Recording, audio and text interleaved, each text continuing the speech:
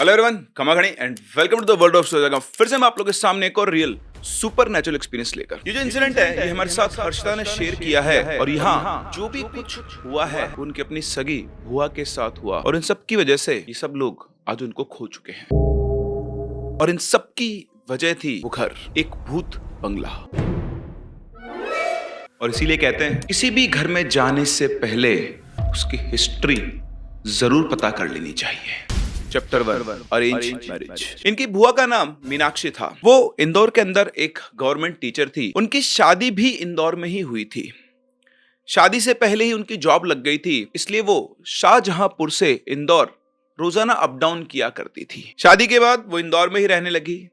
इधर मीनाक्षी की अपनी फैमिली में तो सब कुछ ठीक था, बट उनके हस्बैंड की जो फैमिली थी उसमें लड़ाई झगड़े बहुत हुआ करते थे। उसी के साथ साथ उनके हस्बैंड जो थे उनको ड्रिंक करने की भी आदत थी और इसी वजह से मीनाक्षी और उनके हस्बैंड की बनती नहीं थी। फिर भी दोनों ने काफी साल निकाल दिए। अरेंज मैरिज थी, दोनों साइड से कॉम्प्रोमाइज होते रहे, रिश्ता चलता रहा, इनके बच्चे भी हुए। लेकिन फिर कुछ टाइम के बाद लड़ाइयां बहुत ज्यादा बढ़ गई क्योंकि मीनाक्षी भी वर्किंग थी। काम का स्ट्रेस, घर पे आके लड़ाई, बच्चे संभालना, बहुत ज्यादा उसकी जिंदगी के अंदर डिस्टरबेंस आ गया था। इसलिए उन्होंने क्या किया कि जब बातें इतनी ज्यादा बढ़ गई तो उन्होंने अर्जेंट में इंदौर के थोड़ा आउटर एरिया में एक इंडिपेंडेंट घर रेंट से लिया। और दिवाली के करीबन 1 से 2 महीने पहले, ये सारी बातें उसी टाइम के आसपास की बातें, दिवाली आने वाली थी, उससे 1-2 महीने पहले की ये बात है। कहानी में आगे बढ़े उससे पहले अगर आपके पास कोई रियल सुपरनेचुरल एक्सपीरियंस है तो आप हमारी इस दी गई ईमेल आईडी और व्हाट्सएप नंबर के ऊपर हमारे साथ शेयर कर सकते हैं और हर शेयर की जाने वाली कहानी पर हम आपको देते हैं एक रिवॉर्ड। और हाँ, अगर आपने चैनल को सब्सक्राइब नहीं किया है तो सब्सक्राइब जरूर कर लें क्योंकि ऐसी और भी इंटरेस्टिंग और शानदार स्टोरीज हम आपके लिए लगातार लाते रहेंगे। किसी को बताए बिना, ना अपने घर पे ना अपने हस्बैंड की फैमिली के, सीधा उन्होंने डिसाइड किया कि एक फुली फर्निश्ड घर ढूंढती हूँ, वहीं शिफ्ट होंगी, अपने बच्चों के साथ वहीं पर रहूंगी। अब मैं इससे ज्यादा और टेंशन को झेल नहीं सकती हूँ। तो जो उन्होंने घर लिया वो इंदौर की सिलिकॉन सिटी के पास में न्यूयॉर्क सिटी है, जो कि एक वेल डेवलप्ड कॉलोनी है। मैं यहाँ पे बहुत ज़्यादा डिटेल में लोकेशन नहीं बताऊंगा क्योंकि मैं किसी लोकेशन को बदनाम करना नहीं चाहता हूँ। तो उसी कॉलोनी में वहाँ पर उन्होंने एक घर रेंट से लिया। शायद जो लोग वहाँ पर रहते हो वो इस घर के बारे में जानते हो और उस घर की हिस्ट्री के बारे में भी जानते हो जो इस फैमिली के साथ हुआ। और अपने हस्बैंड से सारी बातचीत करके अब बस तुम्हारे साथ नहीं रहना है, ये सारी चीजें हो गई। उसने कहा ठीक है, भाड़ में जाओ, तुमको जहां जाना है वहां पर जाओ। और वो अपने दोनों बच्चों को लेकर, उनका बेटा जिसका नाम था वैभव, जिसकी उम्र करीबन 11 साल के आसपास थी, और उनकी छोटी बेटी दिशा जिसकी उम्र करीबन 4 साल की थी, उनको लेकर वो उस घर में शिफ्ट हो गई। अब वो अकेली खुद को और अपने बच्चों को और अपनी जॉब को संभाल रही थी। जब वो इस घर में शिफ्ट हो गए तो दिवाली से पहले के 1-2 महीने तो उनके बहुत अच्छे से गुजरे। बच्चों का स्कूल, अपना ऑफिस, सब कुछ उन्होंने अच्छे से मैनेज कर लिया था। और इतना कुछ मैनेज करने की वजह से उन्हें इतनी भी फुर्सत नहीं मिलती थी कि वो अपने आस पड़ोस के लोगों से कोई बातचीत कर सके। और वैसे भी ये एक गेटेड डेवलप्ड सोसाइटी थी जहां पर सभी अलग अलग तरह के लोग रहा करते थे। और जैसे कि आप जानते हैं आजकल के आधुनिक जमाने में जब आप ऐसी कॉलोनीज में रहते हो तो किसी को भी किसी से कोई ज्यादा मतलब नहीं होता, अनटिल एंड अनलेस आप कोई अच्छी उनकी जानकार या दोस्त नहीं हो। हाँ, एक चीज मीनाक्षी ने ऑब्जर्व की थी कि उस सोसाइटी के लोग मीनाक्षी को अलग ही लुक से देखते थे, बट वो उन्हें इग्नोर कर दिया करती थी क्योंकि उन्हें ये लगता था कि लोग सोचते होंगे कि अकेली मदर है, पता नहीं इसका हस्बैंड है या नहीं, क्या हुआ क्या नहीं हुआ। लेकिन कोई भी उनसे कुछ पूछता नहीं था और वो भी यही सोच के उन लोगों को इग्नोर कर दिया करती थी। क्या ठीक है, लोगों को सोचने दो, और वैसे मुझे कहाँ फुर्सत है, सुबह उठते ही बच्चों को स्कूल के लिए तैयार करना, फिर ऑफिस जाना, लंच बनाना, सब कुछ करना। एक सिंगल लेडी जब ये सब कर रही होती है तो बहुत ज्यादा परेशान हो जाती है, थक जाती है। और ऐसे ही समय गुजरा और दिवाली भी आ गई। दिवाली पर मीनाक्षी अपने ससुराल नहीं गई और अपने दोनों बच्चों के साथ दिवाली की पूजा पहले उसने अपने घर पे की और फिर वो अपने मम्मी पापा के घर पर आई। हंसी खुशी इन लोगों ने दिवाली मनाई और उस टाइम तक ये अपनी प्रॉब्लम्स को भूल गए। वापस रात को ही अपने घर आ गए। लेकिन जब अगले ही दिन वो सोकर उठी तो उन्हें बहुत ज्यादा वीकनेस फील हुई, इतनी ज्यादा कि बेड से उठने के बाद वो एक कप भी उठा के इधर से उधर नहीं रख पा रही थी। पहले उन्हें लगा कि उनकी किडनी की प्रॉब्लम शुरू हो गई है क्योंकि पिछली बार जब उन्होंने टेस्ट करवाया था तो डॉक्टर को जब उन्होंने दिखाया तो उसने ये कहा था कि फ्लूइड जमा हो रहा है और अगर ज्यादा जमा हुआ तो डायलिसिस करवाना होगा। उन्होंने डॉक्टर को दिखाया तो डॉक्टर ने कुछ दवाई दी और कहा कि आप 1-2 वीक ये दवा लेके रेस्ट कीजिए। अगर आराम नहीं आया तो फिर हो शायद हम लोगों को डायलिसिस करना होगा। और फिर यही किया गया। मीनाक्षी जी ने अपने ऑफिस से छुट्टी ली और टाइम टू टाइम अपनी दवा लेने लगी। अब बच्चों को स्कूल जाने के बाद वो घर पर अकेली रहती थी, या फिर शायद नहीं। चैप्टर 2, घर में साया। अब बच्चों को स्कूल भेजने के बाद मीनाक्षी दिन भर घर में अकेली रहती थी। दवाई शुरू होने के बाद भी मीनाक्षी की तबीयत में कोई खास फर्क नहीं आया था। कमजोरी कम होने की बजाय और बढ़ती जा रही थी। दिन में भी उन्हें ऐसे लगता जैसे उनके शरीर से सारी ताकत धीरे धीरे कोई खींच रहा हो। सुबह जब दोनों बच्चे स्कूल चले जाते तब पूरा घर एक अजीब सन्नाटे से भर जाता। नया घर था, बाहर सब नॉर्मल था, लेकिन घर के अंदर कदम रखते ही एक अजीब सी घुटन मीनाक्षी को महसूस होने लगी थी। पहले तो मीनाक्षी ने सोचा कि शायद ये सब उनके स्ट्रेस की वजह से है। नई जगह, बच्चों की जिम्मेदारी, हेल्थ इश्यू, ऑफिस का भी प्रेशर रहता था, बीमारी, आप समझते हो, ये सब चीजें किसी का भी दिमाग हिला सकती है। लेकिन फिर धीरे धीरे कुछ छोटी छोटी चीजें होने लगी। कभी किचन में काम करते वक्त मीनाक्षी को यह महसूस होता कि उनके जस्ट पीछे कोई खड़ा है। वो पलट कर देखती, लेकिन वहां पर कोई नहीं होता। कभी जब वो बेडरूम में अकेले लेटी होती थी तो ड्राइंग रूम की तरफ से और जैसे किसी के चलने की आहट आती, जैसे कोई नंगे पैर फ्लोर पर धीरे धीरे चल रहा हो। एक दिन दोपहर की बात है, अपनी दवा लेकर मीनाक्षी अपने रूम में लेटी हुई थी। आंखें बंद थी पर नींद नहीं आ रही थी और तभी उन्हें बिल्कुल साफ महसूस हुआ कि कोई उनके बेड के पास आकर खड़ा हो गया है। वो इतनी फीलिंग, कोई चलकर आया, आप आंख बंद करके लेटे अपने बिस्तर पर और आपके जस्ट साइड में आकर कोई खड़ा हो गया हो। इतना ही नहीं, उन्हें ये फील हुआ कि जैसे कोई उन्हें झुककर देख रहा हो। इसे झुककर जैसे किसी को आप ऑब्जर्व करते हो, उन्हें स्ट्रॉन्ग फीलिंग आ रही थी। उनका गला सूख गया, लेकिन डर के मारे उस फीलिंग के आने के बाद भी उन्होंने अपनी आंखें नहीं खोली। कुछ सेकंड्स के लिए तो उन्हें लगा कि शायद ये उनका वहम है, लेकिन तभी उनके कान के पास से एक ठंडी हवा गुजरी। ऐसी हवा जो पंखे की नहीं हो सकती थी। उन्होंने झट से अपनी आंख खोली, चारों तरफ देखा, रूम बिल्कुल खाली था। दिवाली के बाद का टाइम था, एसी चलाने का तो सवाल ही पैदा नहीं होता। इतनी ठंडी हवा का झोंका, उन्हें जो फील हुआ तो उनकी आंख एकदम से खुल गई। कमरे का दरवाजा बंद था, सिर्फ रूम की खिड़की आधी खुली हुई थी। वो सब कुछ ऑब्जर्व ही कर रही थी कि तभी उनकी आंखों के सामने एक अजीब सी चीज हुई।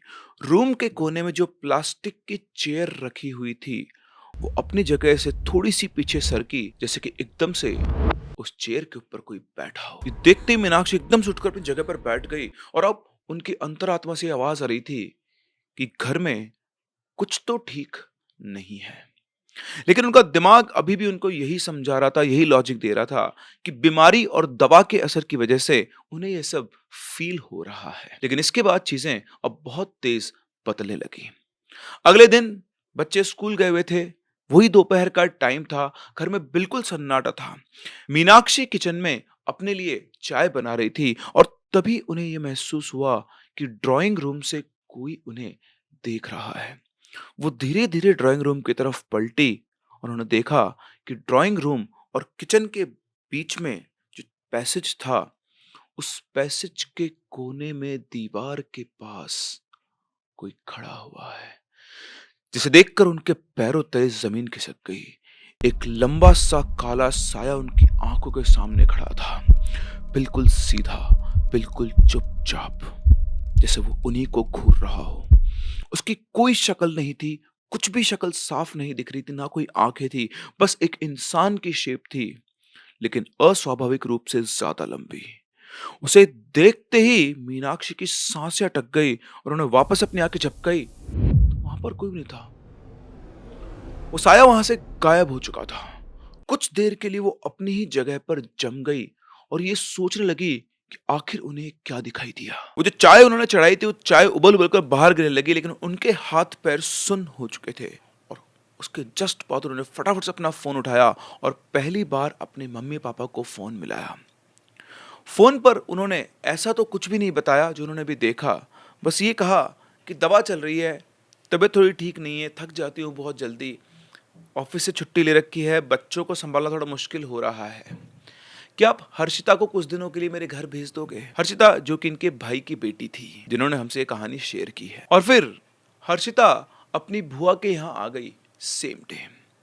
उसके आने से मीनाक्षी को थोड़ा रिलीफ मिला। उन्हें लगा कि अब चलो दिन भर ये मेरे साथ रहेगी, बच्चे तो स्कूल चले जाते हैं, थोड़ा लड़की है तो घर के कामों में भी हाथ बटा देगी, और उनके मन में जो डर है, जो चीजें घूम रही है, ये भी शायद अब हट जाएंगी, दूर हो जाएंगी। लेकिन ऐसा नहीं था। चैप्टर 3 आमना सामना। उसी रात जब सब लोग सोने की तैयारी कर रहे थे, करीब 11 बजे के आसपास अचानक पूरे घर में एक जोर की आवाज गूंजी। धक धक धक, जैसे कोई भारी पैरों से ऊपर वाले फ्लोर पर जोर जोर से पैर पटक कर चल रहा हो। ये आवाज सुनकर मीनाक्षी एकदम से उठ बैठी। वैभव, हर्षिता और छोटी दिशा भी डर के मारे जाग गए।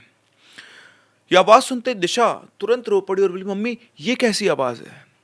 वैभव चुप था, लेकिन उसके चेहरे पर भी डर साफ दिखाई दे रहा था। इधर हर्षिता को कुछ समझ नहीं आया। उसने अपनी बुआ से पूछा, बुआ ऊपर कोई रहता है क्या? मीनाक्षी ने उसकी तरफ देखकर सिर्फ इतना कहा, नहीं, और फिर दोनों चुप हो गए। मीनाक्षी का दिल तेज धड़क रहा था। उनके दिमाग में पहले ख्याल आया कि कहीं घर में कोई चोर तो नहीं घुस आया है। मैं अकेली हूं और ये 3 बच्चे हैं, हम लोग उसका सामना कैसे करेंगे? ये लोग ये सब सोच रहे थे, लेकिन वो आवाज रुक नहीं रही थी। लगातार धक धक धक आवाज गूंजे जा रही थी घर के अंदर, जैसे कोई जानबूझकर जोर जोर से पैर पटक कर चल रहा हो, जैसे किसी को पता हो कि नीचे लोग सुन रहे हैं। इसके बाद मीनाक्षी ने जैसे तैसे हिम्मत जुटाई, बच्चों को कमरे में एक जगह बिठाया और बोली, तुम लोग यहीं रुको, मैं देख के आती हूँ। उनके हाथ डर से थोड़े थोड़े कांप रहे थे, पर हिम्मत जुटाकर वो धीरे धीरे सीढ़ियों की तरफ बढ़ी। हर कदम के साथ आवाज और क्लियर होती जा रही थी, और जैसे ही ऊपर पहुंचकर उन्होंने दरवाजा खोला, पिन ड्रॉप साइलेंस, बिल्कुल चुप, सन्नाटा छा गया पूरे फ्लोर पर। कोई चलने की आवाज नहीं, कोई मूवमेंट नहीं, पूरा फ्लोर खाली था। इससे मीनाक्षी की हिम्मत और बढ़ी और हर एक कमरे को जाकर उन्होंने चेक किया। पूरे फ्लोर पर कोई नहीं था। सब कुछ देखने के बाद फिर भी घबराते, मन के अंदर एक अजीब सा डर उनके पास था, क्योंकि दिन में उन्होंने जो देखा था उसकी वजह से उनके अंदर एक डर बैठ गया था, जो उन्होंने अभी तक किसी के साथ भी शेयर नहीं किया था। फ्लोर का दरवाजा बंद करके वापस से धीरे धीरे नीचे लौटने लगी, और जैसे ही वो लास्ट सीढ़ी पर पहुंची, उनके मुंह से बहुत तेज चीख निकली। उनके चीख सुनकर सारे बच्चे दौड़कर रूम से बाहर आ गए, और उन्होंने देखा तो मीनाक्षी बुरी तरह से घबराई हुई थी, और सीढ़ी के ऊपर खड़े होकर वो लगातार उनके लिविंग रूम में रखे हुए फ्रिज की तरफ देख रही थी। सबने उनसे पूछा तो उन्होंने बताया कि फ्रिज के ऊपर एक काला साया बैठा था। ये वही काला साया था जो दिन में मीनाक्षी ने देखा था, और अब वो इतनी बुरी तरह डर गई थी कि उन्होंने ये भी नहीं सोचा कि बच्चे डर जाएंगे, और सीधा उनके मुंह से निकल गया कि फ्रिज के ऊपर कोई काला साया बैठा था। उनकी बात सुनकर बच्चे भी घबरा गए। वो छोटी दिशा बच्ची जोर जोर से लगी, मम्मी कौन है घर के अंदर, कौन है? इधर वैभव और मीनाक्षी एक दूसरे को, वैभव और हर्षिता एक दूसरे को देख रहे थे, लेकिन दोनों समझदार थे। हर्षिता एज में बड़ी थी, करीबन 15-16 साल की थी। उसने सिचुएशन को संभाला, दिशा को चुप कराया, वैभव और उसकी बुआ को भी समझाया कि बुआ कभी कभी ऐसा हो जाता है, हमें वहम हो जाता है, ऐसा कुछ भी नहीं है। और इसके बाद वो सब लोग उसी कमरे के अंदर वापस चले गए। अंदर जाकर हर्षिता ने अपनी बुआ से पूछा ऊपर कोई था, तो उन्होंने मना कर दिया। इसके बाद पूरी रात कोई आवाज नहीं आई। सब लोग एक साथ एक ही रूम में रहे और वहीं पर सो गए। उस रात तो कुछ भी नहीं हुआ, लेकिन अगले ही दिन से वो साया जो अब तक सिर्फ मीनाक्षी को दिख रहा था, वो अब सबको दिखने लगा। आने वाले कुछ दिनों में उसकी जो अपीयरेंस, उसकी जो प्रेजेंस थी, वो और ज्यादा स्ट्रांग होने लगी। अब वो किसी भी टाइम घर के किसी की मेंबर को दिख जाया करता था। एक 6.5 फीट के आसपास लंबा काला साया, इंसान की शेप का, सिर्फ एक काला धुंधला साया, ना कोई आंखें, ना कोई फीचर्स, और दिखने का कोई टाइम फिक्स नहीं। पहले वो धीरे धीरे लोगों को अपनी आंख के कोने से दिखा करता है, कोई यहाँ पे बैठा हुआ है, कोई यहाँ से गुजरा है, लेकिन फिर वो दिन की ब्रॉड डे लाइट में कभी भी दिखने लगा। कभी घर में घूमते हुए, कभी हॉल में चेयर पर बैठे हुए, और कभी सीढ़ियों पर खड़े हुए। एक बार हर्षिता ने खुद अपनी आंखों से उसे उनके लिविंग रूम के फ्रिज के ऊपर बैठे हुए देखा। हर्षिता सिर्फ वहां पर 3 या 4 दिन रुकी थी और इन 3-4 दिनों में ही उसने उस साये को करीबन 2 से 3 बार देख लिया था। देखते ही वो ऑब्वियसली उसे डर जाती थी, लेकिन वो क्या कर सकती थी? वो दिखता था और सेकंड्स के अंदर गायब हो जाता था। वो जो भी कुछ था वो इन बच्चों को सिर्फ दिखता था और गायब हो जाता था, उन्हें परेशान नहीं करता था, क्योंकि उसका टारगेट बच्चे अभी नहीं थे, उसका टारगेट थी मीनाक्षी। और शायद उसके ऊपर उसने अपना कंट्रोल करना शुरू कर दिया था। मीनाक्षी की तबीयत सुधरने की जगह और ज्यादा बिगड़ने लग गई थी। Chapter 4 the devil reveals. Harshita अब वापस अपने घर लौट चुकी थी, लेकिन मीनाक्षी के घर में जो हो रहा था वो अब रुकने वाला नहीं था। उसने घर लौटकर कुछ भी अपने दादा दादी को नहीं बताया। उसे लगा कि वो लोग और ज्यादा परेशान हो जाएंगे, और ऐसा सच कोई बहुत बड़ी बात नहीं हुई थी। लेकिन उधर मीनाक्षी घर में एक दिन दोपहर का जब वक्त था, बच्चे अपने रूम में थे। घर में बिल्कुल साइलेंस थी, एक अजीब सा सन्नाटा था, और मीनाक्षी हॉल में आई हुई थी किसी काम से। तभी उनकी नजर दरवाजे के पास पड़ी। उन्होंने देखा दरवाजे के पास कोई झुककर बैठा हुआ है, जैसे अपना सिर नीचे करके चुपचाप कोई बैठा हुआ हो। उसे देखते ही एक पल के लिए मीनाक्षी का दिल रुक गया, लेकिन उसने सोचा कि शायद घर में कोई आदमी घुसा है। वो धीरे धीरे उसकी तरफ बढ़ी और पूछा, कौन है वहां? उधर से कोई जवाब नहीं। वो थोड़ा और पास गई और फिर जाकर बोली, कौन है वहां? तभी वहां पर जो भी कोई बैठा हो तो अचानक से बिल्कुल सीधा खड़ा हो गया, और इतनी तेज कि मीनाक्षी रिएक्ट भी नहीं कर पाई, और उसका चेहरा अभी भी साफ नहीं दिख रहा था। सिर्फ एक अंधेरे के जैसा उसका चेहरा था, और अगले ही पल उसने सीधा मीनाक्षी की गर्दन के ऊपर अटैक कर दिया और बहुत जोर से वहां पर काट लिया। काटते ही वो बहुत तेज चीखी और उसकी चीख पूरे घर में गूंज उठी। उस शेप ने, उस आकृति ने मीनाक्षी को बहुत जोर से पकड़ा और फिर उसको सीधा उठाकर हॉल में लगे हुए बेड के ऊपर फेंक दिया, और एकदम से वो गायब हो गया। बेड पर गिरते ही मीनाक्षी वहीं के वहीं बेहोश हो गई। उसकी चीख की आवाज सुनकर दोनों बच्चे भागते हुए बाहर आए। उन्होंने देखा कि उनकी मम्मी बेड पर पड़ी है और उनके गले के ऊपर एक अजीब सा निशान बना हुआ है। उन्होंने उनको जगाने की कोशिश की, लेकिन वो बिल्कुल भी नहीं हिल रही थी, और डर के मारे छोटी वाली जो बेटी थी तो रो पड़ी।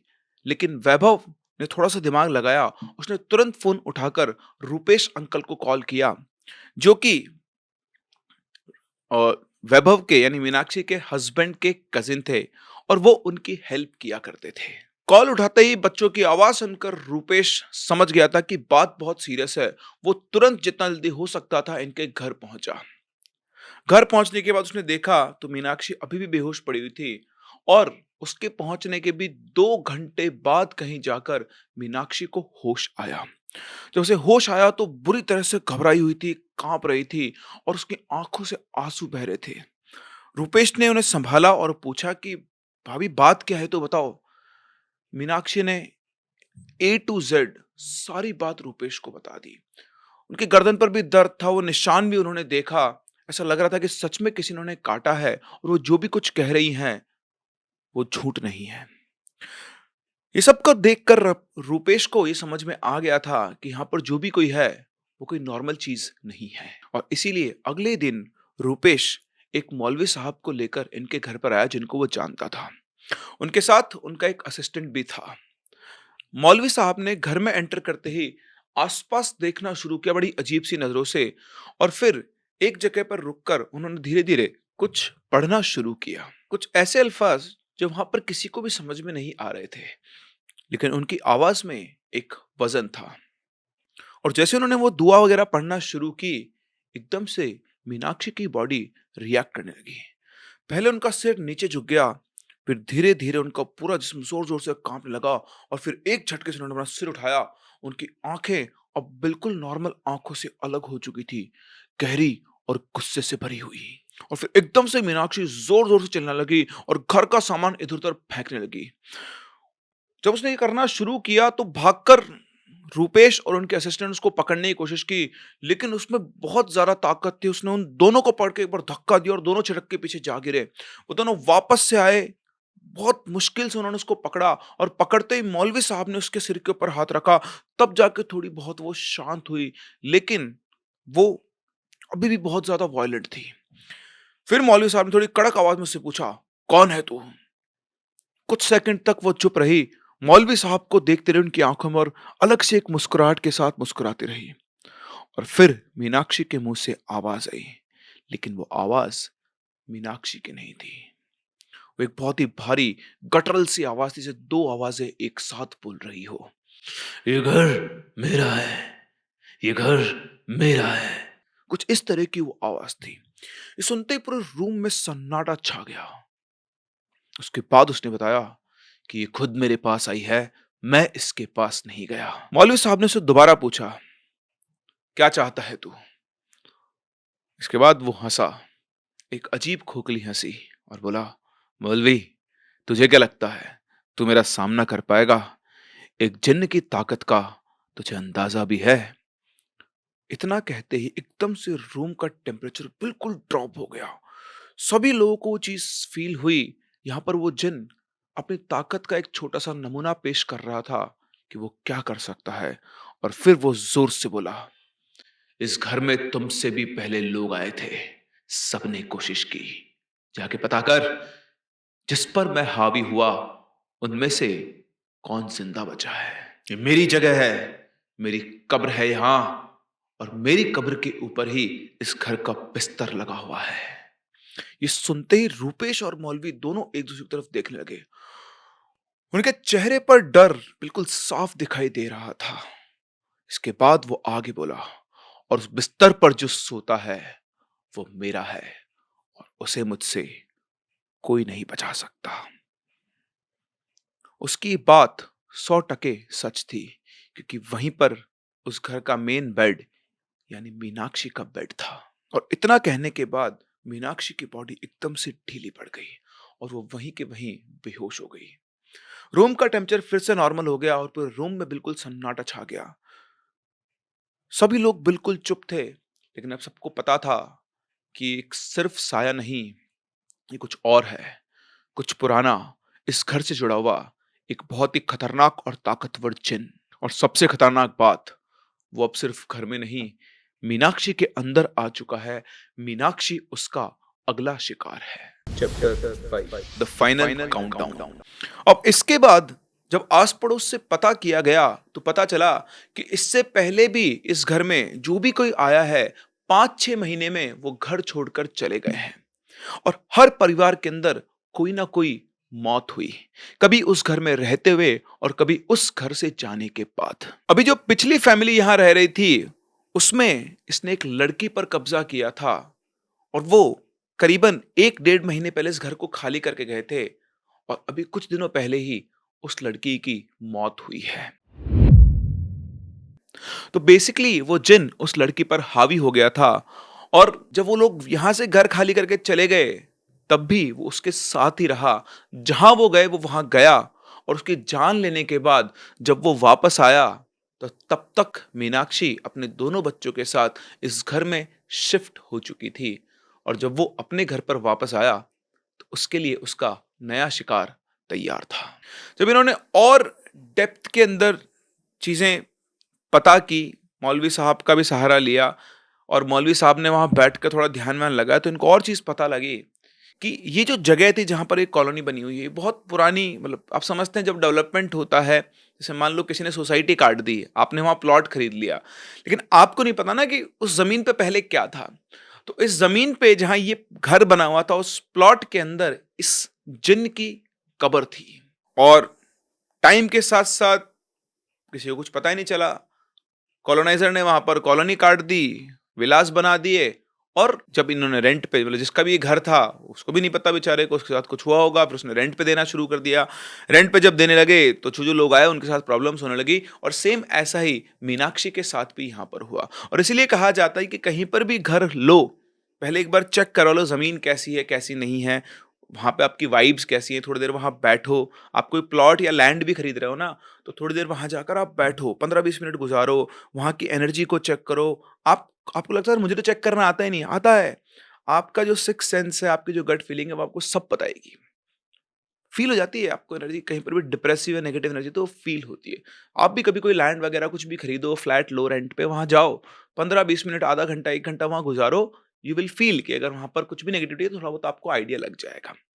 खैर चलते हैं हम कहानी में आगे। अब इसके बाद उनकी तबीयत तो खराब होने लगी गई थी, तो उनका डॉक्टर का इलाज तो चल रहा था। अब इन लोगों ने तांत्रिक, मौलवी हर जगह से इनका इलाज चला दिया था।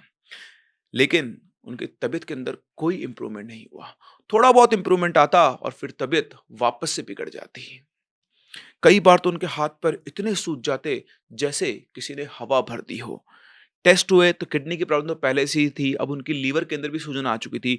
धीरे-धीरे करके अंदर ही अंदर उनके अंदर कोई बीमारी फैल रही थी, इससे उनका एक-एक इंटरनल ऑर्गन जो था, वो डैमेज हो रहा था। जब किसी भी डॉक्टर, किसी भी तांत्रिक, किसी भी मौलवी से कोई फ़र्क नहीं पड़ा, तो ये लोग उन्हें जालोदा लेकर गए। वहाँ पर एक बहुत पहुँचे हुए तांत्रिक थे। उन्होंने वहाँ पहुँचने के बाद मीनाक्षी के शरीर का के बराबर का एक धागा, ऐसे इनकी आँखों के सामने एक धागा लिया, पूरा उनके शरीर के लेंथ के बराबर। फिर उस धागे को इकट्ठा करके उन्होंने उनके ऊपर इस तरह से वारा, और वारने के बाद जब दोबारा उस धागे को नापा, तो सभी लोग देखकर शॉक्ड रह गए कि वो धागे की लेंथ आधे से भी ज़्यादा कम हो चुकी थी। और जैसे उन्होंने ये देखा, वो खुद शॉक्ड रह गए और उसके बाद उन्होंने कहा कि उस जिन ने इनको पूरी तरह से घेर लिया है और अभी गुप्त नवरात्रे आने वाले हैं, और अगर इन्होंने उसके गुप्त नवरात्रे के बाद चौदस का समय निकाला, अमावस से एक दिन पहले को चौदस बोलते हैं, तो चौदस की रात अगर इन्होंने निकाल ली तो ये बच जाएंगी। अदरवाइज तो इन्हें कोई भी नहीं बचा सकता है। चाहे तुम इसे किसी तांत्रिक के पास, किसी मौलवी के पास, किसी देवी देवता के पास, किसी के पास भी ले जाओ, इसके पास चौदस की रात तक का समय है। वो रात इसने निकाल ली तो फिर ये जी जाएगी, वरना से कोई नहीं बचा सकता है। उनके शब्द सुनकर पूरे परिवार का दिमाग खराब हो गया और अब सब लोगों का फोकस आ गया किसी भी तरह से मीनाक्षी को उस डेट तक जिंदा रखने का।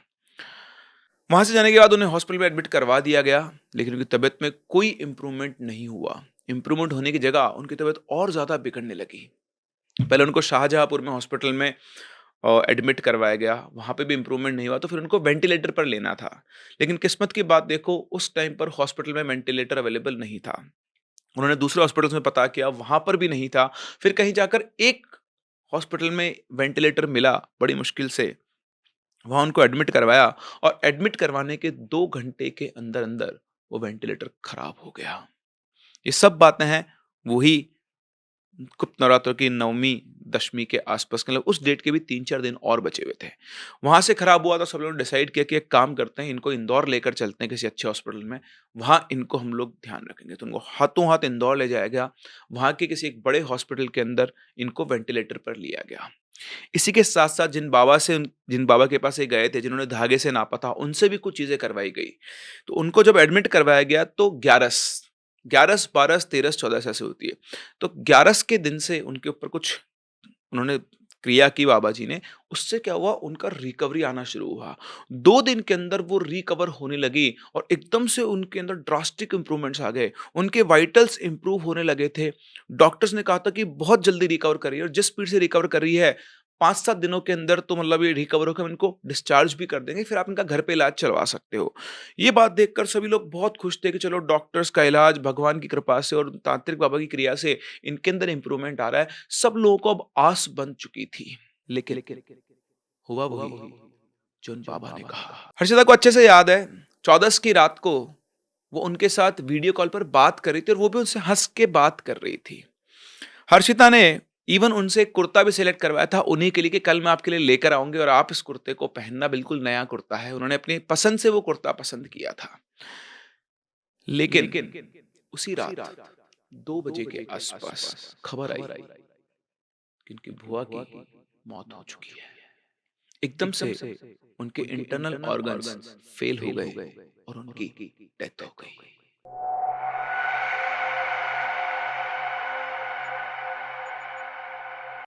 जहां घर वालों को लग रहा था कि वो रिकवर कर रही हैं, वो ठीक हो जाएंगी, एकदम से एकदम से अच्छी खासी वो सोई थी और फिर वो दोबारा नहीं उठी। और इस तरह से उस घर की वजह से, उस घर में रहने वाले उस इविल जिन की वजह से इनकी बुआ की मौत हो गई। बहुत कोशिश की इन लोगों ने उनको बचाने की, लेकिन कोई भी उन्हें बचा नहीं पाया। पता नहीं वो कितना पावरफुल जिन था। वो शायद एक शैतानी जिन था जो दूसरों की एनर्जी के ऊपर सरवाइव करता था, और उस घर के अंदर उसका वास था, और जो भी कोई उस घर में आता उनमें से कोई ना कोई उसका शिकार बन जाता। शायद वो घर आज भी वहां है, वो जिन आज भी वहां है, और अब भी शायद वो किसी का इंतजार कर रहा है। ये थी हर्षिता की बुआ के साथ हुआ एक बहुत ही दर्द भरा इंसिडेंट। इनकी फैमिली के अंदर लॉस हुआ, और इसीलिए जैसे मैंने आपको बताया कि कभी भी आप स्पेशली जब लैंड खरीदें, मकान खरीदे बना बनाया, तो उसको जांच परख जरूर करवा लें। वहां पर टाइम बिताएं खरीदने से पहले। कोई आपके नोन में पंडित हो, आपके गुरु हो, उनको लेकर जाएं, उनसे जांच परख करवाएं। ज्यादा नहीं है, कभी कोई इसमें आपका 10-20 हज़ार रुपये खर्चा भी हो सकता है, पर सोचो आजकल मुझे ऐसा लगता है कि मतलब 50 लाख, 60 लाख, 1 करोड़, 2 करोड़ से नीचे के घर बनते ही नहीं है, मतलब आते ही नहीं, महंगाई बहुत हो गई है। पर आप 20 लाख का भी घर खरीद रहे हो, और अगर आपके 20 हज़ार रुपये भी खर्च हो रहे हैं चेक करवाने में कि घर सही है या फिर नहीं, वास्तु के हिसाब से, एनर्जी के हिसाब से, हर एक पैरामीटर पे, तो कोई बुरी बात नहीं है। क्योंकि अगर कुछ ऐसा हुआ तो 20 लाख के 50 लाख कब लग जाएंगे, और जीवन से बड़ी कोई कीमत नहीं है। इसलिए सतर्क रहें, सावधान रहें, और सुनते रहें ऐसे ही रियल सुपरनेचुरल एक्सपीरियंसेस हमारे साथ। हम लोग मिलते हैं अपने अगली कहानी में, तब तक के लिए keep loving and keep listening.